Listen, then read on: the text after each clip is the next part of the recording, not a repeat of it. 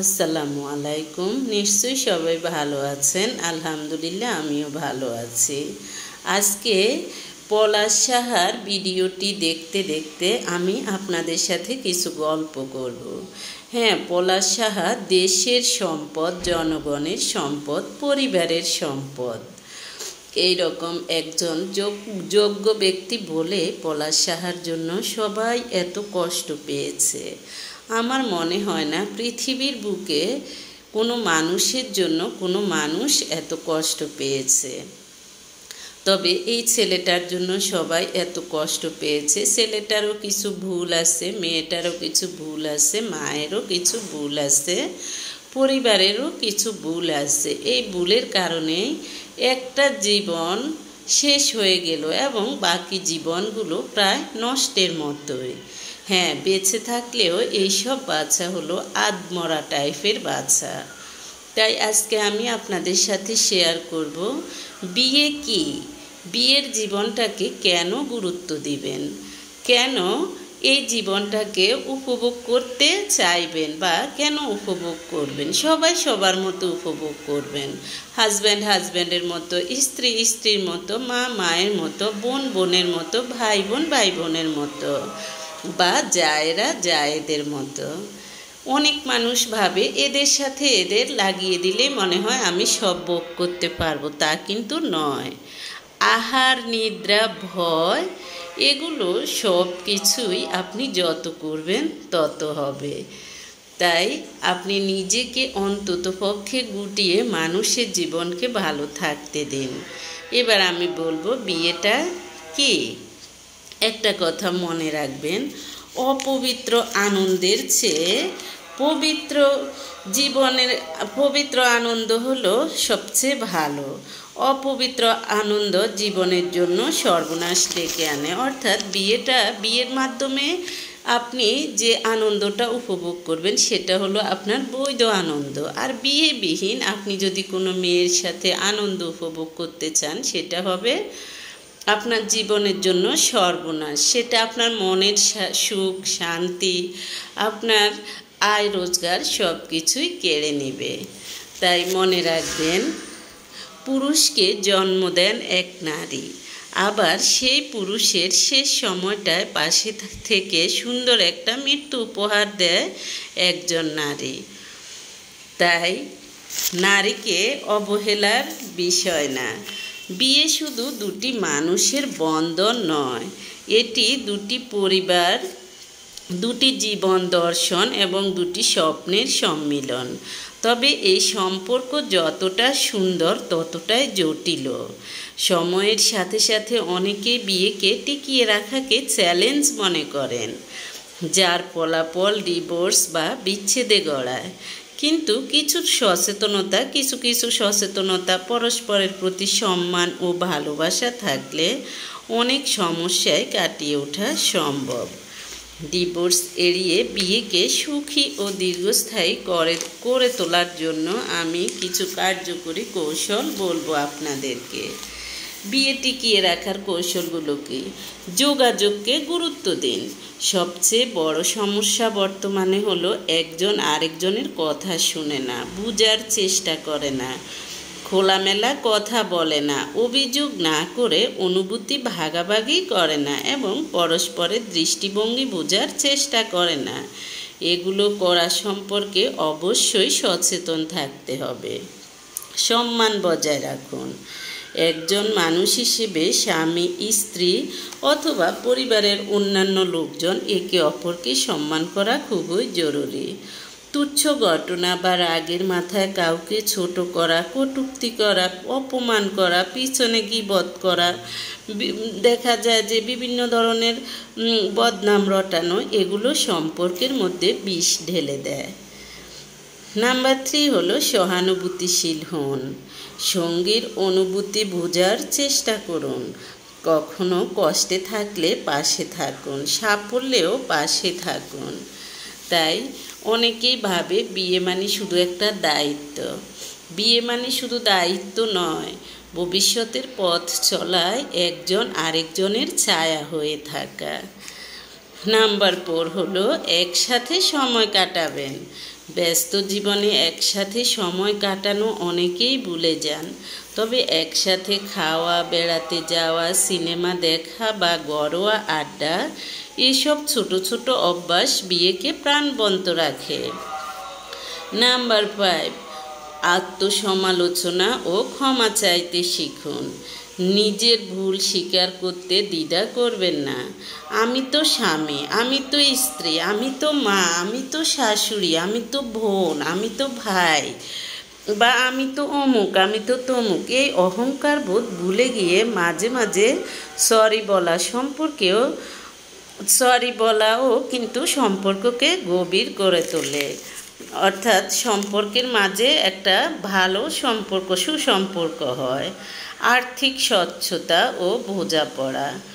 অর্থনৈতিক বিষয়গুলো নিয়ে গোপনীয়তা নয়, বরং খোলাখুলি আলোচনা করুন। পরিবার চালানোর ব্যয়, সঞ্চয় বা ভবিষ্যতের পরিকল্পনায় উভয়ের মতামত জরুরি।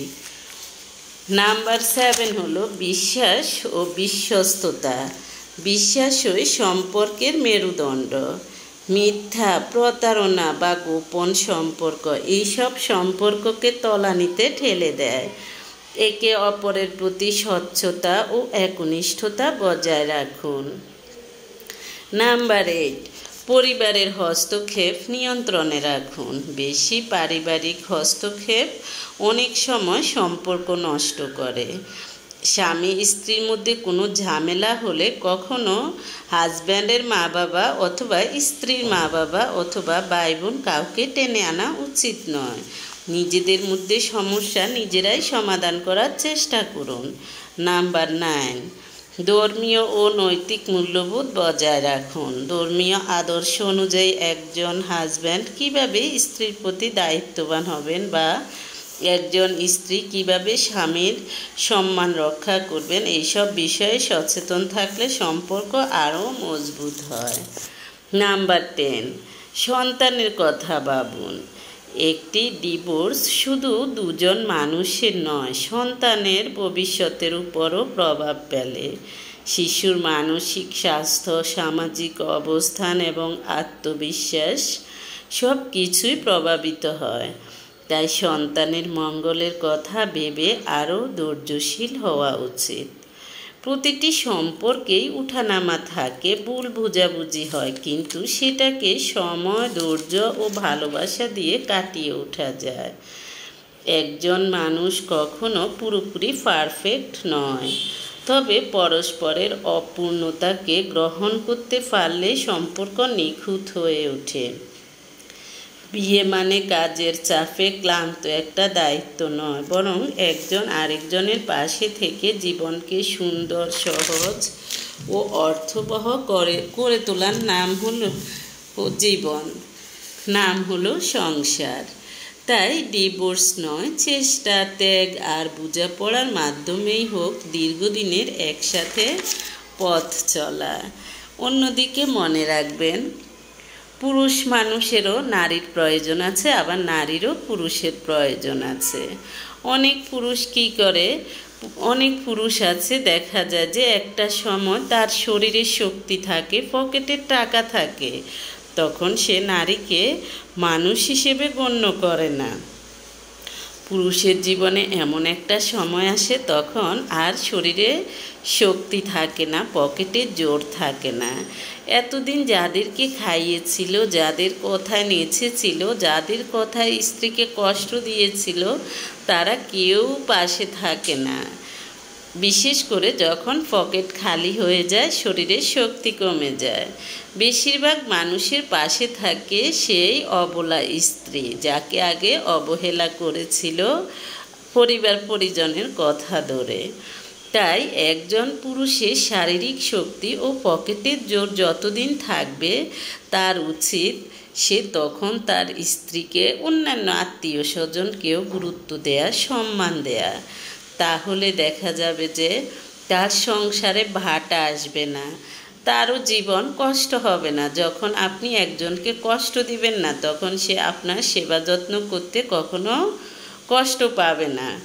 যখন এসবে ভাটা নেমে আসবে তখন তার হুঁশ ফিরে, অর্থাৎ যখন পুরুষের পকেট খালি হয়ে যায়, গায়ে শক্তি থাকে না, তখন তার হুঁশ ফিরে তার প্রকৃত আপনজনকে, তখন সে স্ত্রীকেই মনে করে তার সব, তার জীবন, তার মরণ। কিন্তু স্ত্রী তখন আর তার এইসবে কেয়ার করে না।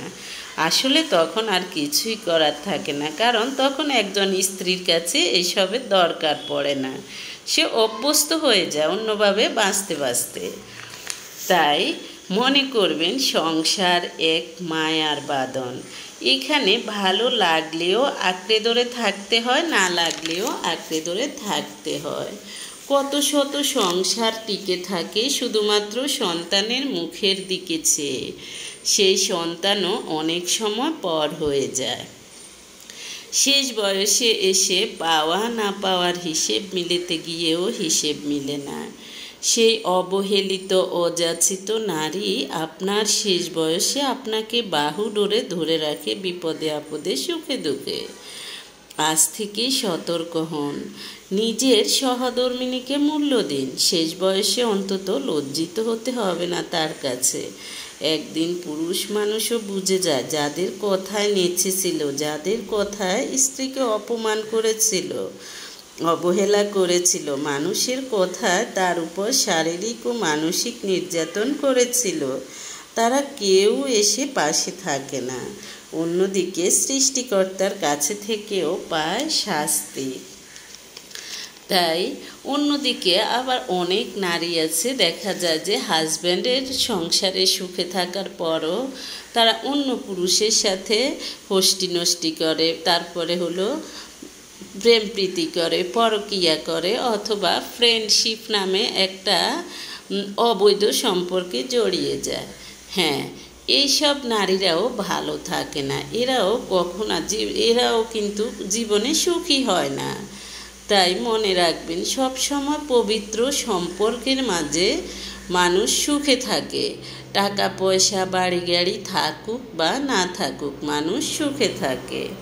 তাই মনে রাখতে হবে, জীবন দুদিনের, একদিন তোমার পক্ষের, অন্যদিন বিপক্ষের। তাই যে দিনটি তোমার পক্ষের সেদিন দম্ভ বেপরোয়া হয়েও না, আর যেদিন বিপক্ষের সেদিন ধৈর্যহারাও হবে না। কেননা দুদিনই তোমার জন্য এক ধরনের পরীক্ষা। তাই এগুলো মনে রেখে চললে আমার মনে হয় কোনো মানুষ ঠকবে না। এরপর বলবো আরও কিছু নীতি কথা। আঘাত হলো নীরব শিক্ষক, যা মানুষকে ঘুরে দাঁড়াতে শেখায়। তাই কখনো আঘাত পেলে এতে কোনো কষ্ট পাবেন না। কথা বলাও এক ধরনের শিল্প। তাই কথা বলতে শিখুন, কথা শুনতে শিখুন। ভালোভাবে কথা না শুনে মানুষের নামে আজে বাজে চড়াবেন না। মন ও মস্তিষ্ক অস্থির থাকলে মানুষের অর্জন কমে যায়। যদি ঝুলে পড়ো সে দায় তোমার, যদি বেঁচে থাকো সে দায়ও তোমার। অন্যের উপর কখনো আমি অন্যের জন্য এটা করতে পারি না, অন্যের জন্য এটা করতে পারি না, এগুলো বলে বিশেষ করে বুদ্ধিহীন মানুষগুলাই। দায় অন্যকে না দিয়ে নিজেকে দিন। কালকের জন্য বসে না থেকে এখনই যে কোনো কাজ শুরু করুন, তাহলেই আপনি সফল হবেন। আপনি যদি পেশাজীবী হয়ে থাকেন তাহলে আপনার পেশার কাজটি নিয়ম অনুযায়ী করা উচিত, তা না হলে এটি নৈতিক অপরাধ হিসেবে গণ্য হবে। মনে রাখতে হবে, নলেজ ইজ পাওয়ার। দায়িত্ব এমন এক জিনিস যা সঠিকভাবে পালন করলে আপনি এর মধ্য দিয়ে নৈতিক কর্তা হয়ে উঠতে পারবেন। আপনার আবেগ, চিন্তা ও কর্মের মধ্যে যখন সামঞ্জস্য থাকবে, তখনই আপনি সব কাজে সফল হয়ে উঠবেন। কাজ পরে করে ফেলবো ভেবে ফেলে রাখলে তা পরবর্তীতে বোঝা হয়ে যাবে। নেতিবাচক সমালোচনা করার জন্য চিন্তার অপূর্ণতা ও একটি বিষাক্ত মনও যথেষ্ট। তাই কখনো নেতিবাচক সমালোচনা করে এমন মানুষের সঙ্গ এড়িয়ে চলবেন। কারণ অনেক মানুষ আছে আজকে আপনার সাথে আপনার সামনে অন্যের নামে নেতিবাচক সমালোচনা করে, সে আপনার পিছনেও আবার অন্যজনের কাছে আপনার নামে নেতিবাচক সমালোচনা করবে। তাই এইসব মানুষকে পারলে কিছু শেখাবেন, না হয়তো এদের সঙ্গ ত্যাগ করবেন। সৎ ও বিশ্বাসযোগ্য ব্যক্তির সাথে কাজ করলে মানসিক শান্তি বজায় থাকে। অপবিত্র আনন্দ জীবনের জন্য সর্বনাশ ডেকে আনে। অন্যকে হারানোর জন্য আমার জন্ম হয়নি, নিজেকে প্রতিনিয়ত ছাড়িয়ে যাওয়াই আমার কাজ। পরশ্রী কাতরতা একটি মারাত্মক ব্যাধি। এই রোগে আক্রান্ত ব্যক্তিরা অন্যের ভালো সহ্য করতে পারে না, অন্যের উন্নয়নে হিংসা করে, অন্যকে নিয়ে তারাই বেশি ব্যস্ত, অর্থবহ সময় অযথা এরা নষ্ট করে। এরা দেখা যায় যে মানুষের এইটা হলো কেন, ভালো থাকলেও এটা হলো কেন, ওইটা হলো কেন, এরা নিশ্চয়ই ভালো আছে খারাপ কাজ করে। আর না হয় দেখা যায় যে মানুষের খারাপ হলে তখন বলে যে অমুক কারণে খারাপ হলো, তমুক কারণে খারাপ হলো। অথচ নিজেদের খারাপ কেন হয়, নিজেদের বিভিন্ন দুর্ভাগ্য কেন হয়, সে চিন্তা বা কল্পনা কখনো করে না। তাই এইসব পরশ্রীকাতর মানুষের থেকে আপনি দূরে থাকুন, তাহলে আপনি সুস্থ থাকবেন। যে মানুষ আপনার আত্মবিশ্বাস ভেঙে দেয় তার সঙ্গ ত্যাগ করুন। যে কোনো পরিস্থিতিতে শান্ত থাকাই আত্মজয়ের চাবিকাঠি। তুমি যদি মশা খেতে ভয় পাও তবে চকচক করবে কিভাবে? সব অনুভব শব্দে ব্যাখ্যা করা যায় না। সবার কাছে ভালো প্রকাশ করতে যারা মুখোশ ধারণ করে তারা হলো সবচেয়ে ভয়ঙ্কর মানুষ। একটা কথা মনে রাখবেন, অনেক মানুষ নিজেকে ভালো রাখার জন্য, নিজেকে ভালো সাজানোর জন্য মুখোশ পরে। অর্থাৎ অমুককে মানুষ ভালো বলে না, আমাকে ভালো বলে অমুককে, আসলে কিন্তু পিছনে ওই মানুষটাকে মানুষ সবচেয়ে খারাপ ভাবে। তাই এরকম মুখোশ পরা মানুষ হলো সবচেয়ে ভয়ঙ্কর। এই ধরনের মানুষ থেকে দূরে থাকুন। আর একটা কথা মনে রাখবেন, প্রত্যেক নর নারী বাবা মা, প্রত্যেক নর নারী হলো একজন বাবা মা। কারণ ঘুমিয়ে আছে শিশুর পিতা সব শিশুরই অন্তরে। হ্যাঁ, প্রত্যেক শিশুই একদিন বাবা, প্রত্যেক শিশুই একদিন মা। তাই মনে রাখতে হবে, বাবা মায়ের পাপ পুণ্যের উপর নির্ভর করে সন্তানের ভাগ্য ও জীবন। তাই অন্তত পক্ষে এটা ভেবে আপনি নিজেকে সৎ, নিজেকে আদর্শ ভাবুন, নিজেকে অন্তত পক্ষে ভালো পথে চালানোর চেষ্টা করুন। আল্লাহ হাফেজ।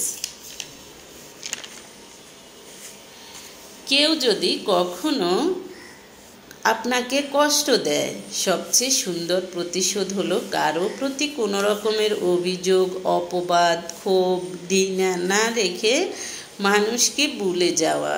অর্থাৎ ওই মানুষটাকে ভুলে যাওয়া। নিজেকে কখনো সবার সামনে জাস্টিফাই করতে যাবেন না। মানুষ আসবে, যাবে, মিশবে, ভুল বুঝবে, মুখ ফিরিয়ে চলে যাবে, এগুলো জীবনের সাধারণ নিয়ম। এই নিয়ম বদলানোর ক্ষমতা কারো নেই। এগুলো করে দেখবে প্রতিটা মানুষের ভিতর আর কোনো রকমের অস্থিরতা নেই, আক্ষেপ নেই, হতাশা নেই।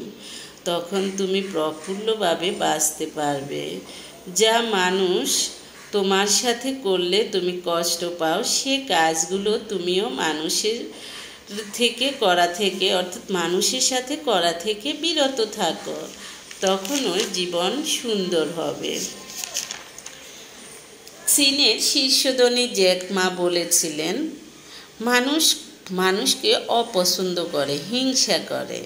হ্যাঁ, অপছন্দ এবং এই হিংসার মধ্যে পার্থক্যটা কি? কীভাবে বুঝবেন মানুষ আপনাকে হিংসা করতেছে, আবার কিভাবে বুঝবেন অপছন্দ করতেছে? হিংসা এবং অপছন্দের মধ্যে বড় পার্থক্য রয়েছে।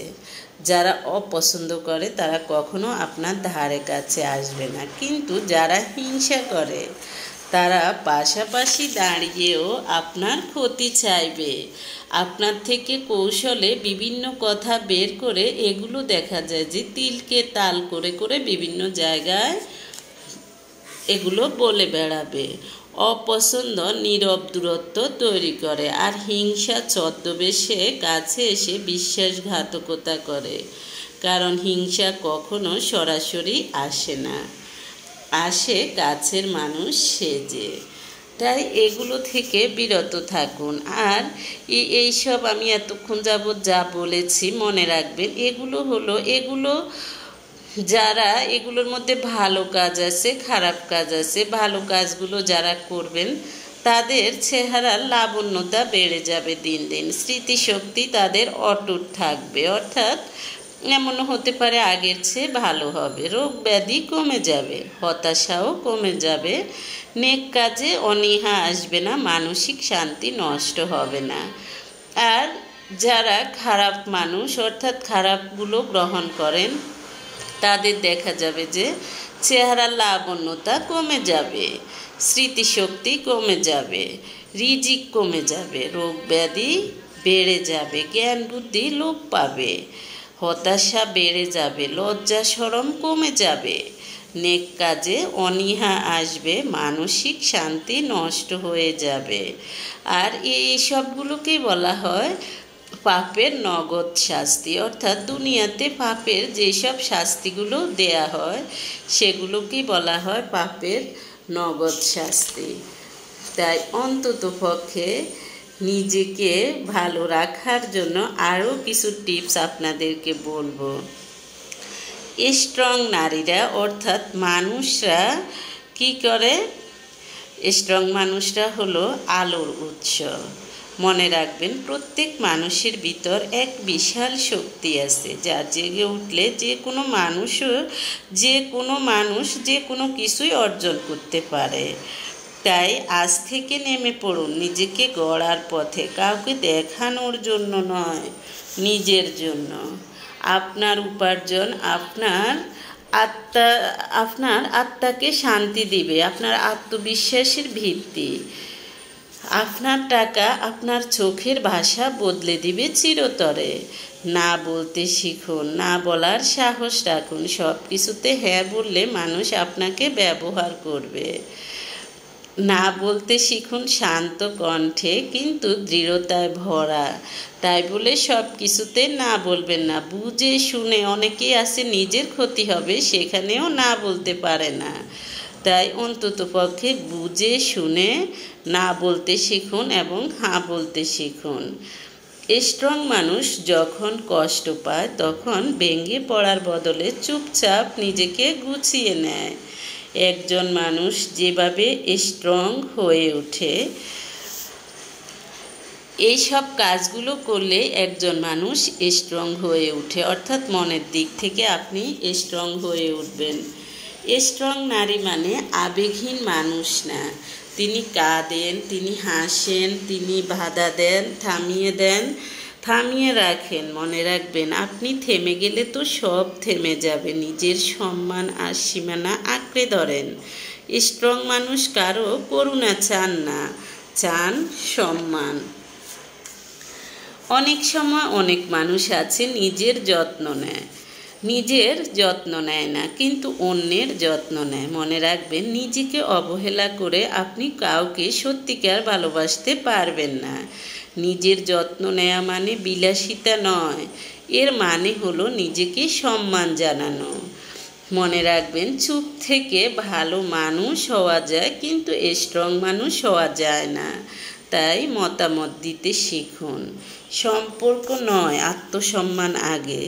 যে সম্পর্ক আপনাকে ছোট করে তা সম্পর্ক নয়। রক্তের সম্পর্ক হলেও ভুলে যান। ভালোবাসুন, ভরসা রাখুন, কিন্তু নিজের অবস্থান ভুলে নয়। নারী হওয়া কোনো দুর্বলতার নাম নয়। সমাজের অপদার্থ মানুষগুলোর কাছে নারী মানে তুমি তেমন কিছুই না। তোমার কোনো অবদান নেই কিছুতে। আপনাকে ভয় দেখায়, বাধা দেয়, থামিয়ে রাখে যারা, তাদেরকে মনে রাখবেন তারা আপনার কখনো ভালো চায় না। তাই এসব মানুষ থেকে দূরে থাকবেন। হ্যাঁ, ভদ্র ছেলে হতে চেষ্টা করুন, ভদ্র মেয়ে হতে চেষ্টা করুন, ভদ্র বাবা হতে চেষ্টা করুন, ভদ্র মা হতে চেষ্টা করুন, ভদ্র বোন হতে চেষ্টা করুন, ভদ্র ভাই হতে চেষ্টা করুন। তাহলে আপনার জীবন সুন্দর থেকেও আরও সুন্দর হয়ে যাবে। আরেকটা কথা মনে রাখবেন, কারণ ভিডিওটি দেখতে দেখতে আমি আপনাদের সাথে বিভিন্ন ঘটনা বলবো। হ্যাঁ, অনেক মানুষ দেখা যায় যে বিশেষ করে মধ্যবিত্তরা হতাশায় থাকে বেশি। কেন থাকে? মধ্যবিত্তরা আয়ের চেয়ে ব্যয় বেশি করে। মধ্যবিত্তরা জরুরি অবস্থার জন্য টাকা জমায় না, বিপদে পড়লে অন্যদের কাছ থেকে ধার নেয়। মধ্যবিত্তরা অন্যকে অনুকরণ করে। তাই মধ্যবিত্তদের জীবন পরিবর্তন হতে খুবই অনেক সময় লাগে। অভিমান খুব ভয়াবহ আঘাত, যা মানুষকে মৃত্যুর দিকে ঠেলে দেয়।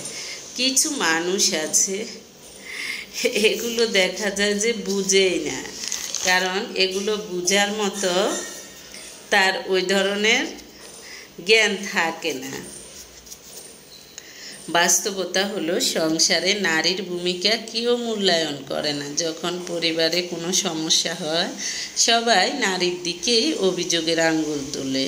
আমি বলবো, হে নারী, তুমি একবার হাসো প্রাণ খুলে এবং নিজেকে নিয়ে গর্বিত হও। তুমি প্রজন্ম সৃষ্টিকারী, তুমি পৃথিবীর শক্তি ও ভালোবাসার উৎস। তাই নারী মানে অবহেলার জিনিস নয়। ঘর হোক ভালোবাসার গৃহ, শ্রান্তি আর শান্তির আশ্রয়। তাই সব সময় নারীকে অবহেলা থেকে দূরে রাখুন। নারীকে অবহেলা করলে দেখা যায় যে একটা সংসার, একটা পরিবার, আল্লাহর পক্ষ থেকে ওখানে অশান্তি নেমে আসে, শান্তির ছায়া থাকে না। তাই সবাই সবাইকে ভালোবাসতে শিখুন, সম্মান করতে শিখুন। যখন আপনি কাউকে অবহেলা করবেন, তখন আপনাকে সম্মান করবে না, আপনার প্রতি দিন দিন শ্রদ্ধাবোধ কমে যাবে। তাই সব সময় সবাই সবাইকে ভালোবাসতে শিখুন।